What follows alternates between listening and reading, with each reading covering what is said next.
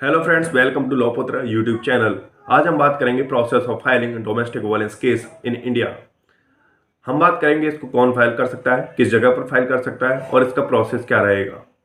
सबसे हम पहले बात करते हैं इसको कौन फाइल कर सकता है। इसको 3 लोग फाइल कर सकते हैं, वाइफ और we can say the victim. She can file directly to the magistrate under section 12 of domestic violence act.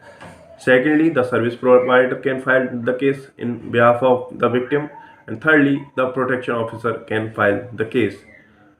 When the service provider and the protection officer will file the case, they have to prepare a report that is called DIR report. The full form of DIR is Domestic Incident Report. They will prepare the report and then they will submit it to the magistrate. Then magistrate will decide the further proceedings. In the case of wife, if wife directly goes to the magistrate, then magistrate may ask for the DIR report or may not ask for the DIR report. But in case of protection officer and service provider, it is necessary to file the DIR report. अब हम बात करते हैं कि कहाँ पर इसको file किया जा सकता है। तो पहली बात तो ये कि इसको वाइफ कभी भी किसी भी समय फाइल कर सकती है, बट दिक्कत ये होती है कि ज़्यादा लेट होता है तो आपका केस कमज़ोर हो जाता है। अब बात करते हैं कहाँ पे फाइल कर सकती है। तो सिंपल सी बात है जो नॉर्मली हर एक्ट में होती है।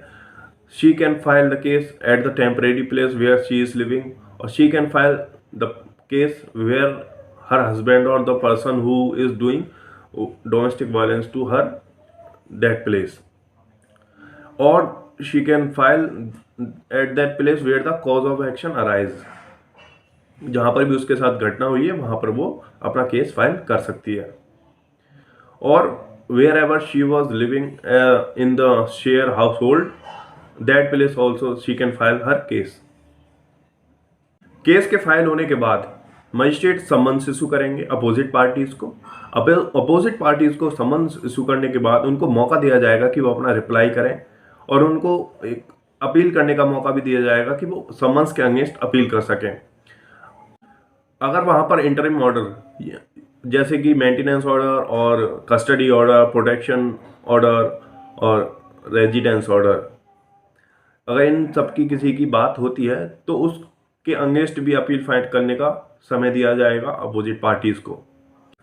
अपील करने के साथ साथ समनिंग ऑर्डर के अगेंस्ट भी चैलेंज करने का उनको मौका मिलेगा, और उसके साथ साथ अगर मीडिएशन की चांसेस हैं तो उसका भी मौका दिया जाएगा। कोई इंटरिम ऑर्डर की बात उठी है रिगार्डिंग मेंटेनेंस, देन दोनों पार्टीज यानी कि हस्बैंड एंड वाइफ को अपना अपना इनकम एफिडेविट कोर्ट में सबमिट करना पड़ेगा, जिससे यह डिसाइड किया जा सके कि कितना मेंटेनेंस दिया जाना चाहिए।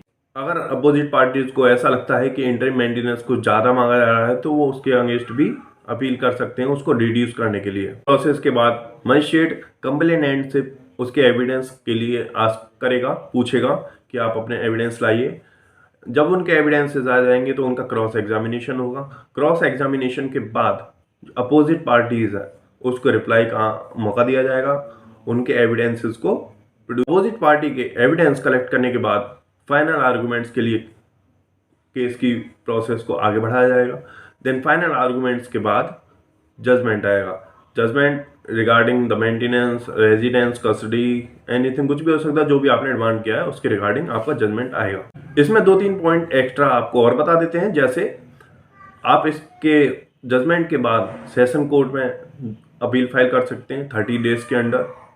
And important thing is that लोग समझते हैं कि मेंटेनेंस एक क्रिमिनल मैटर है या फिर डोमेस्टिक वायलेंस केस में आ रहा है तो क्रिमिनल मैटर हो जाएगा। नहीं, but it is a civil matter. जब आप सेक्शन 125 ऑफ सीआरपीसी के अंडर मेंटेनेंस की डिमांड करते हैं तो वहाँ पे आपको सिर्फ मेंटेनेंस मिलता है। अगर डीवी एक्ट के अकॉर्डिंग जाते हैं तब आपको मेंटेनेंस के साथ साथ कंपनसेशन भी मिलेगा। लोग डरते हैं कि डोमेस्टिक वायलेंस एक्ट के अंडर केस है तो उनको पुलिस पकड़ ले जाएगी या कुछ ऐसा हो जाएगा, but the fact is that domestic violence act के अंदर अगर आपका केस रजिस्टर हुआ है तो वहाँ पे पुलिस का कोई रोल नहीं होता है, ना ही ये क्रिमिनल केस होता है, ये टोटली सिविल केस होता है, और यहाँ पे आपको अरेस्ट का भी कोई रोल नहीं होता है।